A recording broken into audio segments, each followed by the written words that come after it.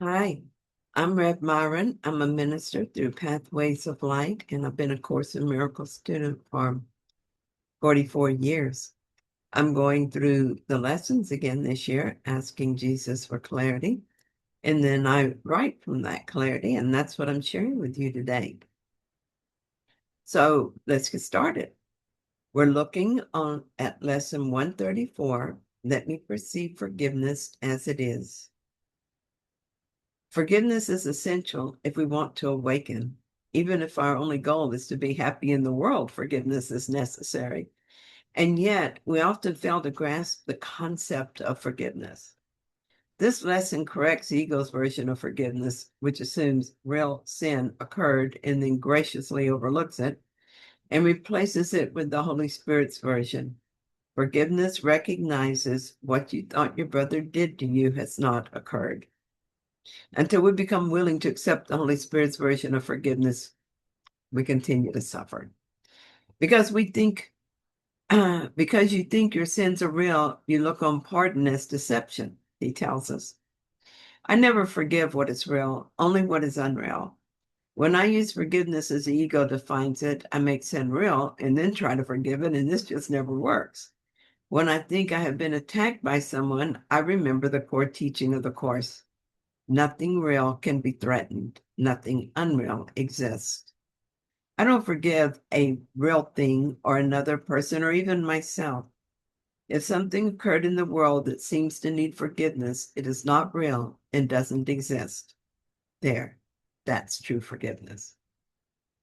It is sin's unreality that makes forgiveness natural and wholly sane, a deep relief to those who offer it, a quiet blessing where it is received.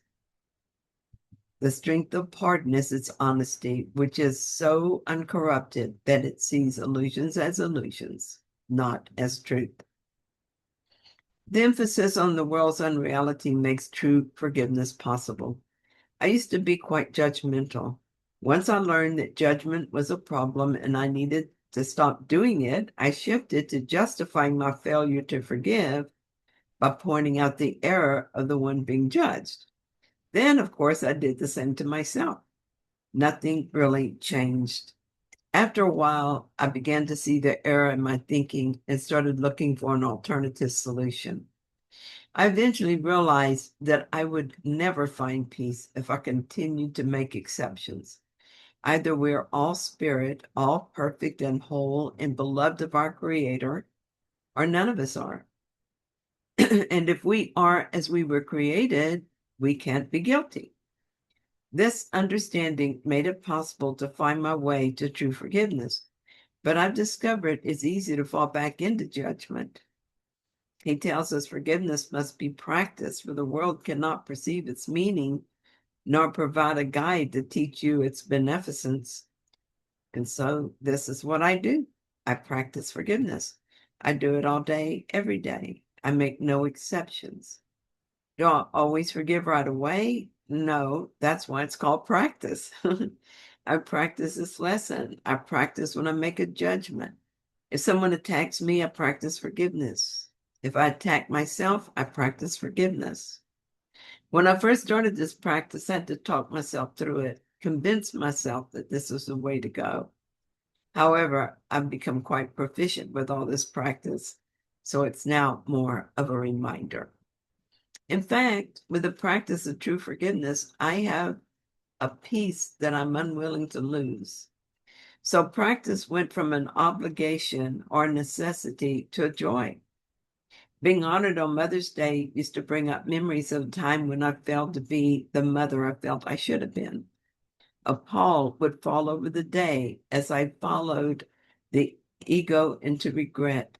But I recognized the need for forgiveness, and practice made this simple and easy. I asked the Holy Spirit to help me see forgiveness as it is. Forgiveness, on the other hand, is still and quietly does nothing. It offends no aspect of reality, nor seeks to twist it to appearances it likes. It merely looks and waits and judges not. I wouldn't fight the feelings. I would let them come. And as I felt them with the Holy Spirit, they passed through me and were gone.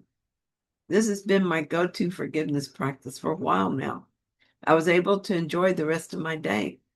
This year, Mother's Day was a lovely event in which my children and I celebrated each other. I had no thought of guilt. See how that practice pays off. Another time, I thought that someone was judging me unfairly, and I resented it. I kept vacillating between wanting them to see how wrong they were and the fear that maybe they were right about me. But pretty soon, I realized that either way, I thought they were the problem, and this could not be true. He tells us in the Song of Prayer, I think, it's impossible to forgive another, for it is only your sins you see in him. You want to see them there and not in you. This is why forgiveness of another is an illusion. Forgiving the other person isn't true forgiveness. It's part of the illusion. With this recognition, forgiveness occurred naturally. I cannot be guilty any more than any child of God can be guilty. It only seems that guilt is real when we forget that the world is not real. Sometimes still, though, I have to talk my way through it. Last night on social media, a local woman had to choose between keeping her lights on or buying food. She paid the electric bill, but then was left without anything to feed her family. So she reached out for help. She got lots of helpful suggestions for churches that help with this and ways to get help with her utilities. Several people offered to have groceries delivered to her house. I was touched by the response. It warmed my heart to see my community reach out to help a neighbor in trouble, even though they didn't know her. I would have gladly done it myself if needed. But then I read this one response in which a man was berating her for giving up her dignity, asking for help like this. He accused her of being too lazy to get a job and talked about how hard he works. He went on and on. She explained about her husband being unable to work and her working 2 jobs. Others said to ignore him. She didn't know him an explanation. And here's where I found my righteous indignation rising. I wanted to tell him what I thought of someone who would kick another person while they were down. I found myself really angry and accusatory of this man. It really put a damper on my goodwill. I knew that forgiveness was needed, but I found it hard to find it. When I got tired of being right and decided I would prefer to be saved, I asked Jesus for help, and the anger evaporated. This morning, I'm reading the lesson. I had to smile. Thanks for the explanation of what happened to me last night, Jesus. I simply became temporarily confused and thought I had to forgive reality. But as we have learned in lesson 132, there is no world. This is a central thought the Course attempts to teach. Therefore, forgiveness is a recognition that nothing happened that needs forgiveness. Peace restored. And perhaps that is why forgiveness brings such relief. We stop trying to fix illusions, defend illusions, or condemn illusions. We simply allow them to pass by without believing they are the truth. Thank you so much for joining me in this reading. I hope that you found it helpful. If you did, then please like it. And if you haven't yet, please consider subscribing. And I'll be back soon with another reading. See you then.